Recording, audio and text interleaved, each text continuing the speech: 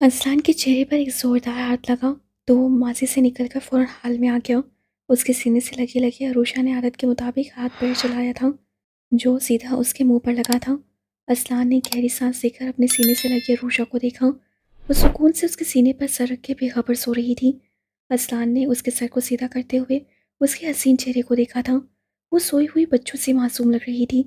पलकें अभी तक आंसू से भीगी हुई थी, मगर चेहरे पर सुकून सा छाया हुआ था। और ये सुकून बस उसकी गुर्बत की देन था। कितना बुरा किया था उसने, फरिश्ता सिफत जैसी अपनी मोहब्बत, अपनी चाहत पर, मगर वो फिर भी उससे मोहब्बत करती रही और करती रहेगी। मैं तुम्हारी चाहतों का इतने काबिल तो ना था।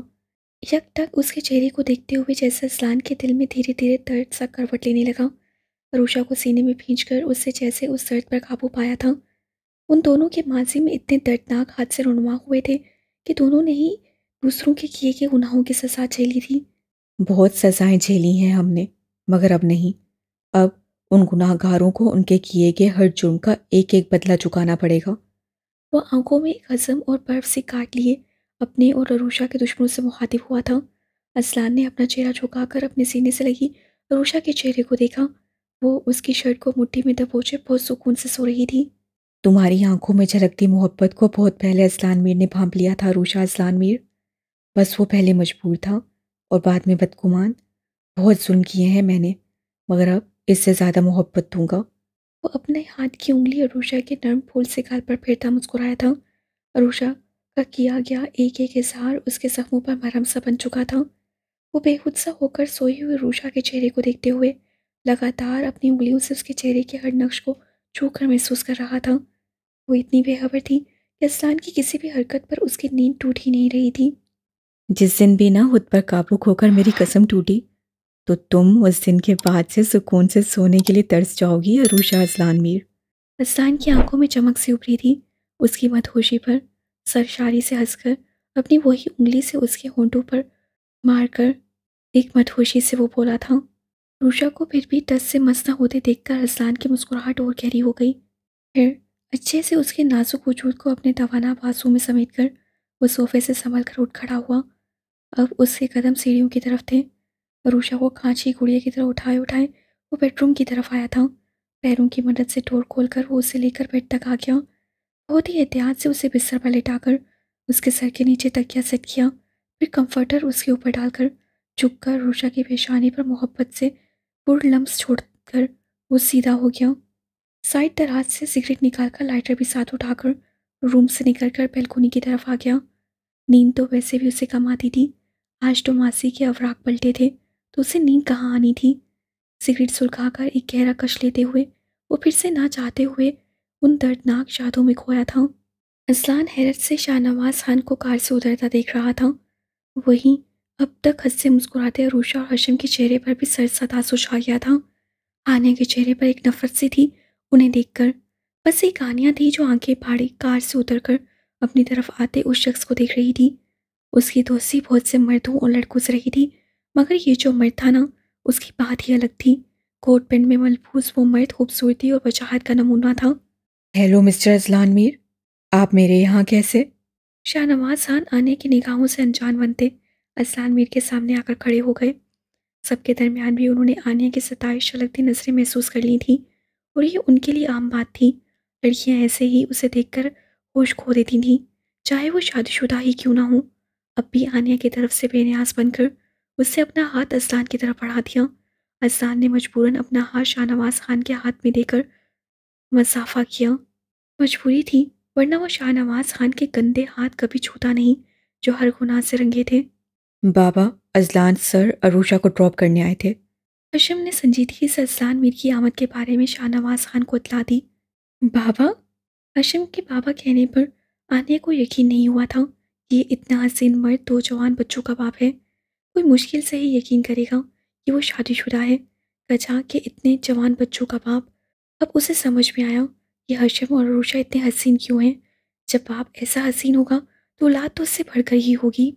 मेरी बहन आपकी बेटी की फ्रेंड है और वो अपनी फ्रेंड के घर आई थी, तो मजबूरन मुझे यहाँ ड्रॉप करना पड़ा। असलान ने एकदम से संजीदगी से सारी तफसील बता दी कि उनके जैसे शख्स के घर आने की क्या वजह हो सकती है। अरूशा के दिल में फिर से चुभन सी हुई थी। उससे चुपके से असलान मीर की तरफ देखा। उसकी आंखों में शाहनवाज खान को देखते हुए जो नौगवारी थी, उससे अरूशा का सर झुक गया। इसका मतलब था वो जानता था कि उसका बाप कैसा है। दर्द की एक तेज लहर उसके वजूद से उठती दिल में घर कर गई। ओह, अब आ गए हैं तो एक कप चाय कॉफ़ी भी हो जाए मेरी तरफ से। शाहनवाज खान ने एक नज़र खामोश खड़ी हानिया को देखा, फिर असलान से मुखातिब हुआ था। उस एक नज़र से हानिया सहर गई थी। उस एक नज़र ने असलान और हशम दोनों को खोला दिया।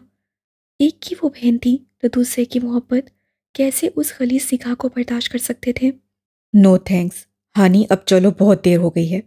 असलान ने एकदम से लटमार अंदाज में शुक्रिया कहकर हानिया से कहा और उसका हाथ थाम कर मुड़ गया।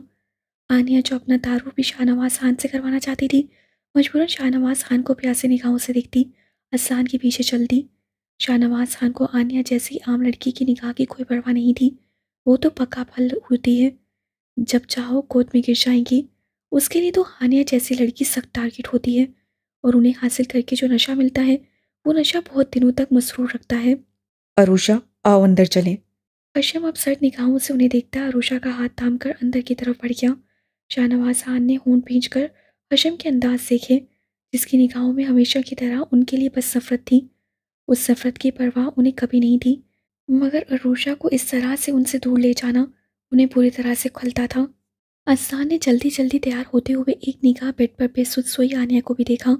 आजकल आनिया का रवैया उसके साथ अजीब सट सा हो गया था। वो पहले भी उससे बेजार रहती थी, बस मतलब भर उसे असलान की परवाह थी। अब तो उससे असलान को बिल्कुल भी अहमियत देनी छोड़ दी थी। उसकी मसरूफियत तो जैसे और बढ़ गई थी। दोस्तों के साथ यहाँ आना जाना पहले कम था क्या, कि वो और भी ज़्यादा हो गया था। रात भी देर तक बाहर रहने का सिलसिला जारी हो चुका था। वो टोकने का सोचता, मगर फिर उस ख्याल से कौन सा वो उसे वक्त दे पाएगा, उसे उसके हाल पर छोड़ देता था। आजकल वो अपने नए प्रोजेक्ट में पूरी तरह से मसरूफ़ था। दूसरी अहम वजह ये थी कि उसे अपनी पूरी फैमिली के साथ साथ अपनी बीवी पर भी एतमाद था। वो शक्की मर्दों में से नहीं था जो हर बात में बीवी या बहनों पर शक करते हैं, उन पर पाबंदियाँ आयद करते हैं। उसे अपने घर की औरतों पर अंधा एतमाद था कि उसकी इज्जत पर उसके घर की औरतें कभी दाग नहीं लगाएंगी, और उसी अंधे एतमाद ने उसे जिल्लत की आग में धकेल दिया था। जल्दी जल्दी अपना मोबाइल और ब्रीफकेस उठाकर वो रूम से निकलकर नीचे चला आया। लाला प्लीज़ आप मुझे कॉलेज छोड़ देंगे, मैं लेट हो गई हूँ। अभी वो जल्दी जल्दी नाश्ता ख़त्म करके उठा ही था कि हानिया भी तेज़ी से बोलती उसके साथ ही डाइनिंग टेबल से उठ गई। तुम्हारा ड्राइवर कहाँ है? उसने हानिया के लिए अलग से ड्राइवर रखा हुआ था, इसलिए पूछते हुए क्लाई पर बंधी घड़ी पर निगाह भी डाली। उनको कहीं जाना था इसलिए मैंने छुट्टी दे दी। प्लीज़ लाला मुझे छोड़ दे। हानिया ने मासूमियत से रिक्वेस्ट की। असलान ने बस सर हिलाकर उसे अपने पीछे आने का इशारा किया। वो तेज़ी से बाहर निकला था। लाला मैं जाती ही नहीं, मगर वो आशु है ना, वो मेरा गला दबाती थी, इसलिए आपको डिस्टर्ब किया। सॉरी, आप वैसे ही लेट हो रहे हैं। बैग डोर खोलते हुए असलान के साथ बैठते हुए माजरत भी कर चुकी थी। आशु कौन? असलान ने ड्राइवर को चलने का इशारा करते हुए हानिया को सवालिया नजरों से देखा। क्या लाला, मेरी एक ही तो फ्रेंड है और आप उससे भी भूल गए? अरुषा की बात कर रही हूँ। हानिया ने मुंह बनाकर अपने प्यारे लाला को देखा। ओह, उसके ख्यालों में फिर से एक हसीन चेहरा घूम गया, जिसकी मासूमियत और सादगी ने उसे और हसीन बनाया हुआ था। अजान ने बस मुस्कुराने पर इत्तफाक किया और ड्राइवर को पहले अरुषा के कॉलेज ड्रॉप करने का हुक्म देकर सीट से टेक लगा ली। अब कैसे मेरी आशू को भूल सकते हैं? आनिया को उसके अपनी बेस्टी को भूल जाने का कुछ ज़्यादा ही गम था, इसी मुंह बनाकर शिकायत की। वो तुम्हारी फ्रेंड है, मेरी नहीं। अजान ने एक निगाह अपनी मासूम बहन पर डालकर नरमी से जवाब दिया। आनिया को जैसे बात समझ में आ गई, इसलिए बस तायद में सर हिला दिया। हशम आपको बहुत पूछता है, वो आपसे बहुत मुतासिर है। आनिया ने एक बार फिर से पूरे जोश से बोलना शुरू किया। अच्छा लड़का है हशम, मुझे भी मिलकर अच्छा लगा उससे। असलान ने तारीफ की तो हानिया का चेहरा खिल सा गया। अच्छा, बहुत अच्छा है। आपको पता है लाला, हम बचपन से साथ हैं, एक साथ एक ही स्कूल में, बस हॉस्टल अलग रहे थे। फिर हशम मेडिकल में चला गया और हम यहाँ। फिर सारे रात से हानिया उसे अरूशा और हशम के सारे किस्से सुनाती आई थी। वो बस मुस्कुरा मुस्कुरा कर सुन रहा था। ज़्यादा बोलना उसे पसंद नहीं था, मगर खुद से जुड़े लोगों की वो सारी बातें पूरी दिलचस्पी से सुनता था। जैसे ही उनकी मर्सिडीज हानिया की कॉलेज के गेट पर रुकी, तो उनकी कार के सामने ही उसी वक्त एक बाइक रुकी थी। उस बाइक सवार ने जैसे ही अपना हेलमेट उतारा, हानिया की आंखों की चमक दुगनी हो गई। हशम और अरूशा। हानिया खुशी से चहकते बिना असलान से खुदाफिज कहे तेजी से कार का डोर खोलकर नीचे उतर गई। हानिया की बेतहाशा खुशी भरी उछलत पर असान ने चौंक कर कार के शीशे के पार नजर आते दोनों नफूस पर नजर डाली। उसे देर हो रही थी, मगर ना जाने भी क्यों रुक गया। सिर्फ रुक ही नहीं गया था, बल्कि डोर खोलकर बाहर भी निकल आया था। हाय अजलान भाई, कैसे हैं आप? हशम उसकी तरफ आते ही उससे बगलगीर हो गया। मोहब्बत के उस मुजाहरे पर असलान को ताज्जुब भी हुआ और अच्छा भी लगा। वो मुखलिस लोगों की कदर करता था। मोहब्बत में खालिसपन उसकी कमजोरी थी। अल्हम्दुलिल्लाह। तुम बताओ, आज इधर कैसे? वो हशम से अलग होते हुए खुशदिली से मुस्कुराया। अपनी लाख बेनियाजी के बावजूद भी अपने ऊपर चमचाने वाली दो हरी आंखों की बेखुदी भी वो भांप चुका था, मगर उन दो आंखों में देखने की उससे बिल्कुल भी गलती नहीं की। मैं बस आशु को ड्रॉप करने के लिए ज़बरदस्ती बाइक पर इसे ले आया। आदत के मुताबिक हशम ने पास ही खड़ी अरूषा के कंधे पर मारते हुए चहक कर बताया, ये भी बता दो रास्ते भर मैं अपने बचने की दुआ करती रही हूँ। अपने नाजुक शाने पर अपने प्यारे भाई का जोरदार हाथ खाकर वो दबकर बोली। हशम के कहके के साथ हानिया की हंसी भी शामिल हुई थी। मुस्कुराहट तो असलान के होंठों पर भी आई थी, मगर उससे महारत से अपने लबों के गोशों में दबा ली। बाइक का शौक है तुम्हें? अब भी अरूषा को नजरअंदाज करते हुए उससे हशम से पूछा। लगता है मेरी बाइक आपको भी पसंद आ गई है। हशम ने उसकी निगाह अपनी बाइक पर देखकर बड़े शौक से पूछा। तुम्हारी दुल्हन के बारे में नहीं, तुम्हारे शौक के बारे में पूछ रहे हैं। हशम को बड़ा शौक था हर कोई उसकी बाइक की तारीफ करे। असलान का खुद का नज़रअंदाज करना उसे अच्छा नहीं लगा था। वो बार बार बोलकर उसकी तवज्जो अपनी तरफ करवाना चाहती थी, मगर वो असलान में ही क्या जो अरूषा को एक निगाह देख ले। एक ज़माने में मुझे भी शौक था बाइक का। अब भी हशम ही की तरफ देखते हुए वो एक अदाए बेनियाजी से अरूषा से रुख मोड़कर खड़ा हुआ था।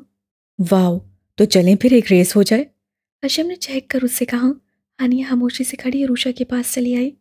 फिर कभी तुम्हारी रेसिंग भी देख लेंगे। फिलहाल अभी मैं ऑफिस के लिए लेट हो गया हूँ। हानी, मैं ड्राइवर को भिजवा दूंगा। हशम का शाना थपक कर वो हानिया की तरफ मुड़ा।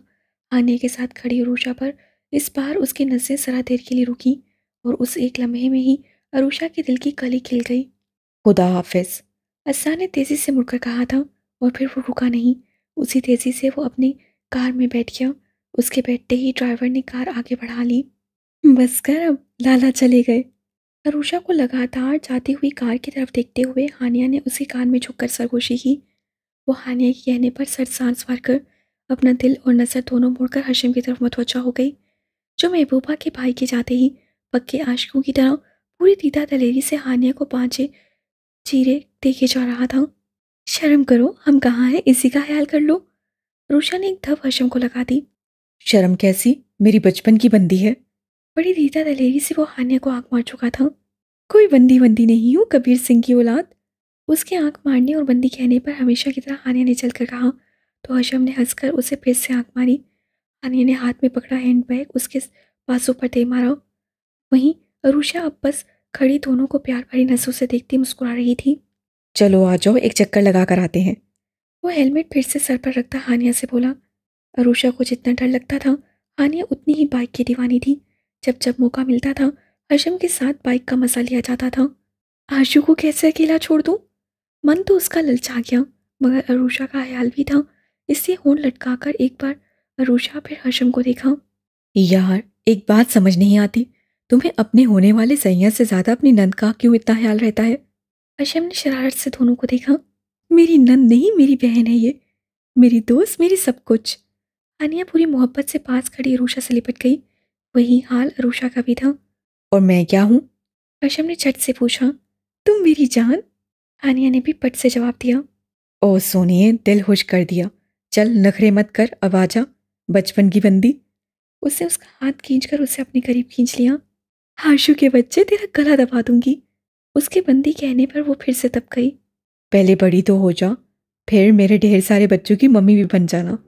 हशम के बेहासा कहने पर जहां वो शर्मा सी गई, वहीं उन दोनों को देखते अरूषा ने कहका लगाया था। अरे, मेरे बच्चों का सुनते ही उनकी फुप्पो कितनी खुश हो गई है। अरूषा के हंसने पर हशम उसी शौक अंदाज में हानिया से बोला। उसने इस बार बस उसी कमर पर मुक्का मारा था। बस करो अब बक बक, तुम दोनों जल्दी से जाओ और जल्दी से आओ, वरना मैं अकेले में रोने लगूंगी। अपने हाथ में लिया हुआ हेलमेट हानिया के सर पर रखते हुए अरूषा ने रोब से कहकर हशम को देखा। आशु, तू भी चलना, आइसक्रीम खिलाऊंगा। हशम ने उसे भी साथ चलने के लिए उसे लालच दिया। कार क्यों नहीं लाए? मैं नहीं जाती। उसके मुंह टेढ़ा करके कहने पर हर्षम ने अपनी प्यारी सी बहन की नाक पकड़ कर दबाई। मेरी तौबा जो तुझे अब बाइक पर लाया, चलना। एक तरफ उसका दिल हानिया के साथ जाने को भी कह रहा था, दूसरी तरफ उसे अरूषा को अकेले छोड़कर जाना भी अच्छा नहीं लग रहा था। मरना नहीं है मुझे गिरकर, अरूषा ने इनकार में सर हिलाया। एक झांपड़ लगाऊंगा अगर मरने की बात की तो। हर्षम संजीदा सा हो गया तो उससे झट से अपने कान पकड़ लिए। हानिया के होंठों पर मुस्कुराहट आ गई। बस आधे घंटे में आता हूँ, तू अब अंदर जा। प्यार से उसका गाल थपक कर हर्षम बाइक पर बैठकर स्टार्ट करने लगा। हानिया अरूषा को हाथ हिलाती उसके पीछे बैठ गई। अरूषा उन दोनों को हाथ हिलाकर खुदाफिज करती कॉलेज गेट से अंदर चली गई। हानिया सरशारी से हर्षम की कमर में हाथ डाले और उसके कंधे पर अपने ठोड़ी टिकाए उसकी खुशबू को अपनी सांसों में उतार रही थी। खुद हर्षम की खुशी का भी ठिकाना नहीं था। वो भी हवा से बातें करते हुए अपनी बाइक उड़ा रहा था। हर्षम की जिंदगी बस इन दो साथ से खुशी से आशना थी। अपनी माँ के मरने के बाद और इस हादसे के बाद तो वो मर ही जाता अगर रूषा ना होती, और उसके बाद हानिया उसे ना मिलती, उसकी मोहब्बत ना होती। एक उसका दिल थी तो दूसरी उसकी जान। खास तौर पर रूषा के लिए तो वो अपनी जान भी कुर्बान कर सकता था। इतनी ही मोहब्बत थी उसे अपनी बहन से और रूषा को उससे। आशु अब चले। हानिया ने उसके शाने पर थोड़े टिकाए हुए ही हवा के जोर से उड़ते बालों को कान के पीछे किया था। अरूषा का दिया हेलमेट उसने लगाने की सहमत नहीं की थी। अभी सिर्फ 10 मिनट्स हुए हैं, 20 मिनट्स और हैं हमारे पास। वो बाइक एक तरफ सुनसान सी जगह पर रोककर अपनी घड़ी देखते हुए बोला। उससे अरूषा से कहा था आधा घंटा तो आधे घंटे में ही पहुंच जाएगा। रोक क्यों दी? हानि ने ताज्जुब से बाइक से उतरते हुए हर्षम से पूछा। वो सर से हेलमेट उतारकर बाइक पर रखता उसकी तरफ मुड़ा। तुम्हें देख लूं जी भर कर। हर्षम की आंखों में वारफतगी से उतर आई थी। हानिया का हाथ अपने हाथों में लिए उससे बाइक से उसे नीचे उतारकर अपने मुकाबिल खड़ा किया था और उसे एकटक देखने लगा। रोज ही तो देखते हो। जब भी हशम का मूड चेंज होने लगता था वो उसकी निगाहों से कंफ्यूज सी होने लगती थी, वरना हमेशा वो दोनों आराम से हर मौजू पर बिला झिझक एक दूसरे से बात कर लेते थे। मोबाइल पर देखना भी कोई देखना हुआ? दीदारे यार का मजा तो बस रूबरू मिलने में है। वो उसी तरह उसे देखते हुए अपनी गिरफ्त उसके हाथों पर सख्त करने लगा। ऐसे मत देखा करो। हया की लाली से हानिया के गाल गुलाबी होने लगे। तो कैसे? ऐसे? उसी कमर में हाथ डालकर उससे हानिया को करीब खींच लिया। हानिया ने घबराकर उसके शाने अपनी मुट्ठी में दबोच लिए। शुरू हो गए तुम फिर? तुम्हें मालूम है आज वही डेट है जब मैंने तुम्हें पहली बार किस करके अपनी मोहब्बत का इजहार किया था। So don't say no. Come on, मुझे इस महीने की डेट का हमेशा वेट रहता है। उसे गुलाबी होते गालों पर झुककर अपने लब रखते हुए उससे जैसे हानिया को और भी खुद की बाहों में समेटने पर मजबूर कर दिया। जगह तो देख लिया करो बदतमीज। हानिया ने घबराकर आसपास देखते हुए कहा। आंखें बंद कर लो, कुछ दिखेगा नहीं। वो आंख मार कर कहता उसी कमर को सख्ती से जकड़कर अपने बेहद करीब कर चुका था। हानिया ने कोई एहतजाज नहीं किया, बस अपनी आंखें बंद कर ली थी। हशम ने झुककर गुलाबी लबों को पूरी शिद्दत से अपने होंठों में भरकर अपनी मोहब्बत बयान करनी शुरू कर दी। सांसों से सांसें उलझकर मुअत्तर हो रही थीं और दो प्यासे दिल अपनी प्यास बुझा रहे थे। चलते हैं, आशु अकेली है। कुछ लम्हों बाद हशम नरमी से इसे खुद से अलग करता मोहब्बत से उसे देखकर बाइक से अपना हेलमेट उठाने लगा। आनिया निगाहें झुकाए अब भी सख्त से दुरुस्त कर रही थी। चेहरे पे हया की लाली बिखरी हुई थी। चल बस कर यार, हो गई ये सब, खत्म करिए शर्म वरम। हानिया के गुलाबी चेहरे को शरारत से उससे चिपट लगाई तो बदले में हानिया ने भी जमकर उसके पेट में एक मुक्का मारा था। उफ, इतना भारी हाथ। यार तू कसम से गांव की चक्की के आटे की खाई लड़की है। वो फिर से अब पुराने मूड में आकर अपना पेट सहलाता उसे सताने के लिए बोला। इसीलिए तो कहती हूँ पंगा मत लिया करो। मेरे गालों पर चपत बस मुझे मेरे लाला लगा सकते हैं। अपने बालों को दुरुस्त करती वो गर्दन अकड़ाकर उसे देख रही थी। अच्छा, उनके हाथ की चपत खाकर तू सलामत बचती है? इतना भारी हाथ होगा, 2.5 किलो वाला। उससे आवाज़ भारी करके शरारत से कहा तो हानिया ने फौरन उंगली उठाकर धमकी दी। हशम, लाला को लेकर मजाक नहीं वरना। अल्लाह तौबा, मैं और अजलान मीर साहब का मजाक उड़ाऊं? ऐसी जरूरत कहाँ। बिल्कुल उरुषा जैसे अंदाज में उससे अपने गाल पीटे थे। हानिया को हंसी आ गई। बक बक मत करो, चलो अब। हानिया हंसते हुए बोली तो वो भी हंसता हुआ बाइक पर बैठ गया। जैसे ही हानिया ने पीछे बैठकर उसकी कमर जकड़ी, हशम की बाइक फिर से हवा से बातें करने लगी। उन दोनों को ये एहसास भी नहीं हुआ कि पास से गुजरती एक कार ने कैसी नजरों से उन दोनों को देखा था। उस कार में बैठे शाहनवाज खान की आंखों में हशम के लिए और भी नफरत भर की थी। असलान बेटा, तुम भी जल्दी से तैयार हो जाओ, फंक्शन के लिए हमें जल्दी निकलना होगा। असलान ने जैसे ही अपने रूम में जाने के लिए सीढ़ियों पर कदम रखा, पीछे से माँ जी ने उसे प्यार से कहा। जी बस तैयार होने जा रहा था। वो मुस्कुराकर अदब से कहते हुए बाकी सीढ़ियाँ तेजी से तय करता अपने कमरे में आया। आनिया रूम में नहीं थी, इसका मतलब वो चाची के पास थी। जब जब वो दोनों हवेली से आते, आनिया का ज़्यादातर वक्त चाची के साथ ही कटता था। उसे कोई एतराज़ भी नहीं था, बल्कि सच यही था कि आनिया जितनी देर उससे दूर रहती वो पुरसुकून ही रहता। वो सोचता अपने लिए एक कुर्ता शलवार इंतखाब करके वॉशरूम में घुस गया।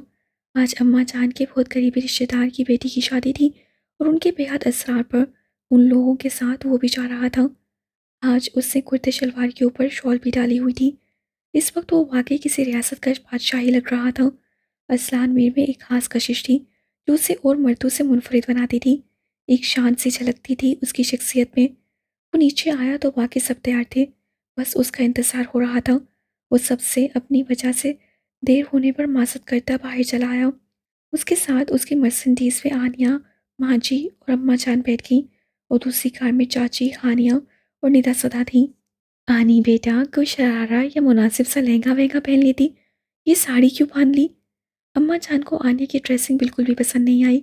अजीब सी बेहयाई सी झलक रही थी। साड़ी सबसे सूटेबल है इस फंक्शन के लिए अम्मा जान, और असलान को बहुत पसंद है, उसी की फरमाइश पर तो बांधा है। आनिया कंधों से बाल झटक कर सारा मलबा असलान पर गिराकर अपने मोबाइल में बिजी हो गई। असलान बस खामोश नजरों से बगल में बैठी अपनी बीवी को देखकर फिर से रोड की तरफ देखने लगा, मगर इस एक निगाह में जो नागवारी उतरी थी वो माँ जी से छुपी नहीं रह सकी।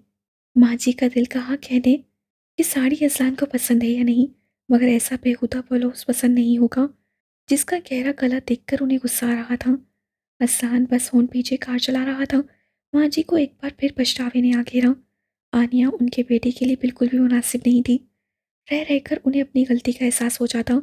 एक तो वो पहले भी संजीदा था, अब तो और भी हो गया था। 6 साल हो गए थे शादी को, मगर उन्होंने असलान को कभी खुलकर हंस से नहीं देखा।